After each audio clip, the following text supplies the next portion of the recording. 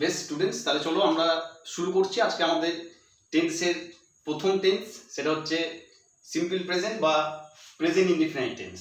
তো এই টেন্সটার কাজ কি, কেন আমরা ব্যবহার করি, এর প্রত্যেকটা জিনিস আমরা জেনে নেবো আজকের এই ভিডিওতে।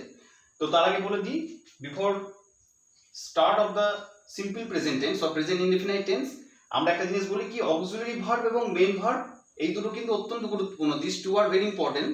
So you all know which are auxiliary verbs. Auxiliary verbs are be verb, have verb and do verb. Be verb, am is are, was were, have has and had, and do verb do, does and did. এগুলো তোমাদের প্রত্যেকেই তোমরা আশা করি জানো, পড়ানো হয়েছে। তো সেই ক্ষেত্রে মেন ভার্বটাও কোনগুলো, মেন ভার্বের জেনারেলি আমরা তিনটে ফর্ম ইউজ করি, V1, V2 and V3। যেমন হচ্ছে go, went, gone, do, did, done, sell, sold, sold, play, played, played. এই সমস্তগুলো হচ্ছে কি, this all are call conjugation of verb form. এই conjugation of verb form, without learning properly conjugation of verb form, nobody can write or even speak a single sentence in English. So this is very important. Main verb very very important. So you have to learn it at home.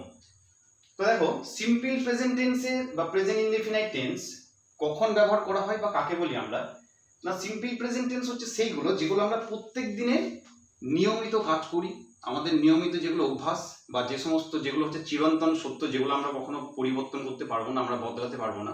যেমন হচ্ছে কোনটা, চাঁদ আমাদের কিরণ দিচ্ছে রাত্রের বেলায়, সূর্য প্রত্যেক দিনকে উঠছে, পৃথিবী সূর্যের চারপাশে ঘুরছে, এগুলো হচ্ছে কিন্তু এটার্নাল ট্রুথ। ঠিক আছে, তাহলে কথার অর্থ কি, ইটার্নাল ট্রুথ কথার অর্থ হচ্ছে যেগুলো হচ্ছে চিরন্তন সত্য, যেগুলো আমরা কোনো মতেই পরিবর্তন করতে পারবো না।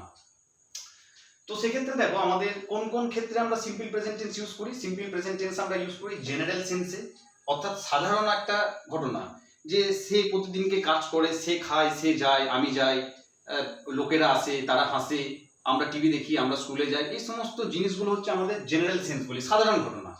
এটা অবলিক দিয়ে দিয়েছি, ডেইলি হ্যাবিচুয়াল ওয়ার্ক, এই একই জিনিস। ডেইলি হ্যাবিচুয়াল ওয়ার্কস কথার অর্থ হচ্ছে কি, প্রত্যেক দিনের হচ্ছে কি যে সমস্ত কাজগুলো আমরা হ্যাবিট করে করি, অভ্যাসগত হবে যেগুলো করা হয়, যেগুলো নিয়মিত হবে অভ্যাসগতভাবে করা হয়। আরেকটা হচ্ছে কি, ইটারনাল ট্রুথ। ইটারনাল ট্রুথ কথার অর্থ হচ্ছে কি, লিখে দিয়েছে দেখো, অভ্যাস বা চিরন্তন সত্য। ইটারনাল কথার অর্থ হচ্ছে কি, চিরসত্য, যেটাকে আমরা পরিবর্তন করতে পারি না, লিখে দিয়েছি যা পরিবর্তন হয় না। এইবারে কিছু কিছু টার্মস থাকে ইন ইংলিশে যেগুলো পরীক্ষার সময়, this are very important and you will get the all type of questions, not for easy, not for you cannot get the easy questions during your exam, you always get the harder question. তো কোন কোন জায়গাতে দেখো, everyday, daily, এগুলো থাকলে পরে তো আমাদের এই টেন্সটা ইউজ হয়। এভরিডে আর ডেলি এই টেন্সটা থাকলে আমরা এই টেন্সটা ইউজ করি। কোনটা, সিম্পল প্রেজেন্ট বা প্রেজেন্ট ইনডিফিনাইট।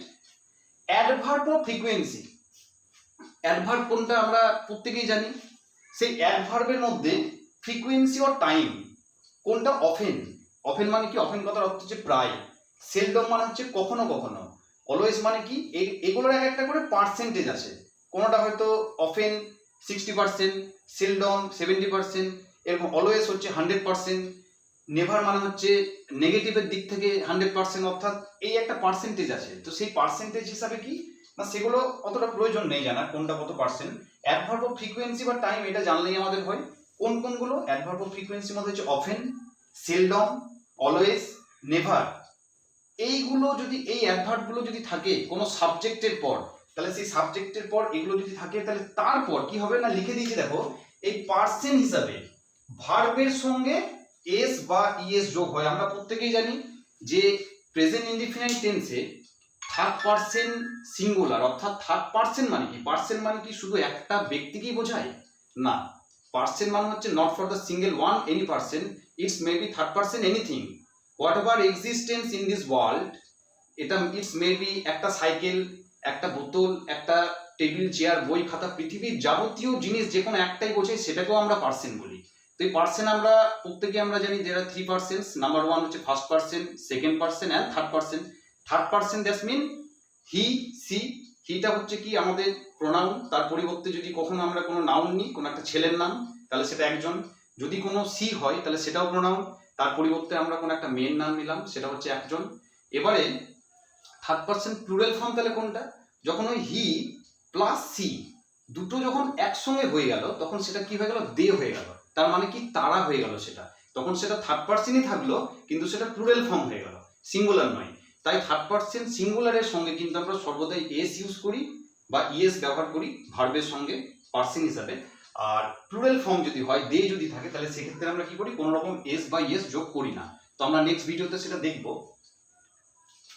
এই কটা পয়েন্ট, কি point, this all are key points and you have to remember it in your memory, তাহলে কিন্তু তুমি ভালোভাবে বুঝতে পারবে। এবার আমরা যে পরের যে ক্লাসটা দেখছি সেটাতে দেখবো যে কতগুলো প্রশ্ন দিয়ে প্রত্যেকটি টেন্সের 3টে করে সেন্টেন্স ক্যাটাগরি হয়। একটা হচ্ছে অ্যাফার্মেটিভ অর্থাৎ হ্যাঁ সূচক বাক্য, একটা হচ্ছে নেগেটিভ অর্থাৎ না সূচক বাক্য, আর একটা হচ্ছে ইন্টারোগেটিভ অর্থাৎ হচ্ছে প্রশ্নসূচক বাক্য। আমরা জেনারেল সেন্সে তো সেটাই করি।